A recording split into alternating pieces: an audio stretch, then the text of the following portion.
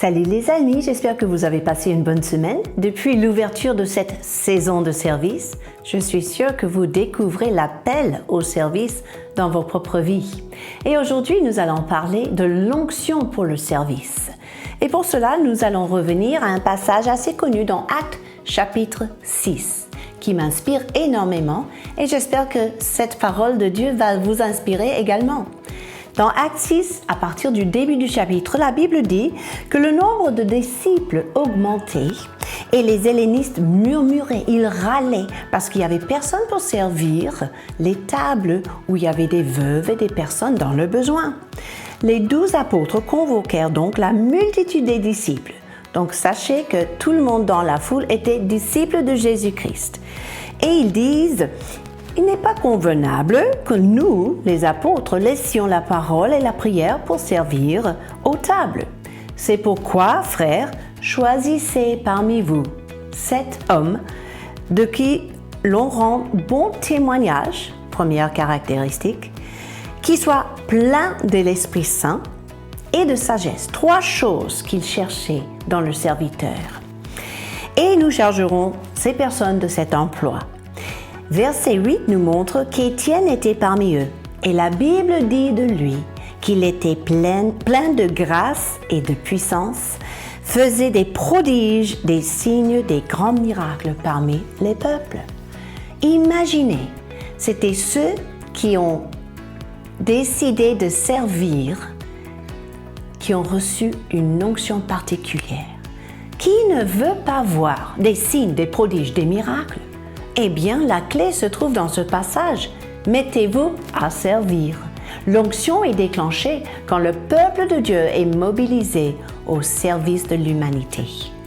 Nous pourrons constater en fait plusieurs choses de ce passage. C'était un temps de croissance dans l'Église de Jésus-Christ. Et donc, les besoins se multipliaient. Attendez-vous, avec la croissance de l'Église de nos jours, les besoins vont forcément se multiplier. Dieu cherche ceux qui sont prêts à recevoir son onction pour le service. Et figurez-vous, les disciples ont dû faire face à des râleurs. Et oui, il y a toujours des mécontents. Ça, c'est un peu le problème dans le monde d'aujourd'hui. C'est facile de se plaindre, c'est facile de murmurer, au lieu d'agir et de pourvoir à la solution des problèmes. Imaginez, si vous constatez qu'il y a un besoin autour de vous, il est fort probable que le Saint-Esprit vous révèle ce besoin justement pour vous susciter dans le service. Il n'attend que ça pour déverser son onction sur vous et vous serez une source de bénédiction à tous ceux et celles autour de vous qui ont besoin de vraiment connaître le cœur de Dieu.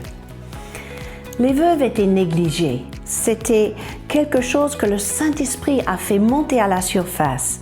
Le Saint-Esprit, en fait, il veut d'une manière ou d'autre ouvrir nos yeux à des besoins autour de nous, comme celle des veuves, comme celle des personnes dans le besoin. Et là, les disciples étaient prêts à déléguer certaines tâches pour se consacrer à leur appel. Vous serez vous-même une bénédiction pour les personnes dans le ministère à plein temps, rien qu'en devenant bénévole dans une équipe de service, au sein de votre église locale, au sein de votre communauté, votre municipalité. Ça sert à un témoignage du cœur du serviteur de Jésus-Christ. L'onction, en fait, est disponible dès que quelqu'un se porte volontaire. Vous avez l'occasion de goûter de cette onction, non seulement pour faire des guili-guili, mais pour réellement véhiculer la vie de Dieu dans toute situation où vous vous trouvez. Là, nous voyons parmi eux des hommes remplis de l'esprit et de sagesse. Donc, nous avons intérêt à cultiver cet remplissage quotidien du Saint-Esprit et cette recherche de la sagesse de Dieu pour devenir des serviteurs qui sont dignes de son nom. 1 Pierre 4,10 nous exhorte tous à faire ceci comme des bons dispensateurs des diverses grâces, et le mot grâce est le mot charisme de Dieu, que chacun de vous mette au service des autres le don qu'il a reçu. Comment libérer l'onction de Dieu dans votre vie? Mettez-vous à servir. Et la deuxième chose, c'est faites de votre service votre adoration à Dieu.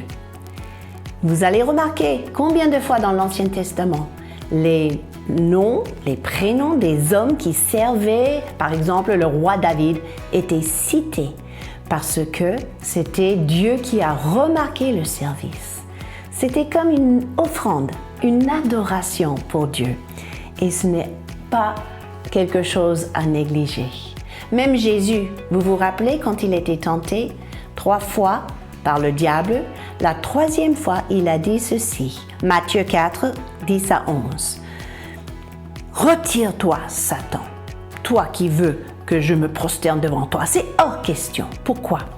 Il est écrit, « Tu adoreras le Seigneur, ton Dieu, et tu le serviras seul. » L'adoration est connectée au service.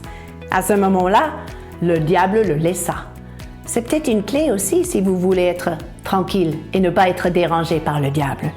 Mais après, les anges sont venus servir Jésus parce qu'il était prêt à donner sa vie, à résister au diable et à servir le peuple de Dieu.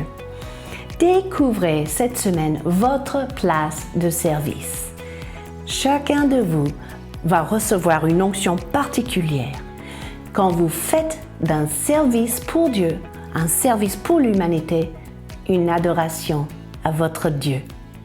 N'hésitez pas de me laisser vos commentaires. Que Dieu vous bénisse et à la semaine prochaine.